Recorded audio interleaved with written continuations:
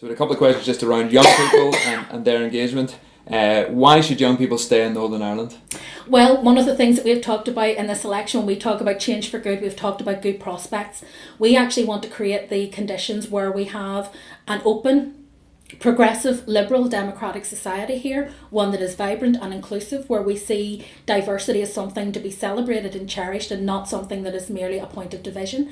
I believe that kind of society is often what attracts people when they go away to university abroad, or in England or Scotland or Wales or down to Dublin. That's what attracts them to stay. We want to create that kind of society here so that they want to come back. But we also want to create jobs and opportunities for them so that when they do stay in Northern Ireland, there are real prospects for them in the future to be able to build for their future, to be able to build their families, and to be able to have a good quality of life. And we do have a good quality of life by all measures, in comparison to many other parts of the UK. So we should embrace what is good about Northern Ireland and change what we think needs reformed. Is it time for a properly integrated education system with teachers trained at one college and pupils educated together? It's past time for that, and we certainly promoted that when Stephen was a Minister for Employment and Learning. We wanted to see those two colleges amalgamated, and we also would like to see integrated education, which is why Kelly Armstrong brought forward a bill on integrated education.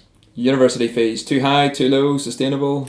Well, I have particular views on university fees, but one of the issues is about making university education sustainable. And what we have said is that they can be sustained at the current level. They don't need to be increased, but that requires money to be invested in our university system, because what we can't do is hold university fees at the level that they are at the minute and withdraw funding from universities, because we will end up with people being able to afford to go to universities that are not competitive with other international standing universities. So we've got to do both. Invest in universities and keep the fees affordable. Okay, our 1 minute wrap up. The top 3 reasons a Christian should vote for your party? Because I believe that politics should be about integrity, that it should be about social justice, and that it should be about fairness. And I think that Alliance represents those 3 things. The book that you're currently reading or you last read? Oh, the last book I read was To Kill a Mockingbird. I was doing a reread. I've read it before, but I was reading it again. What would you call your autobiography? The Long Road. Your favourite movie? Favourite movie?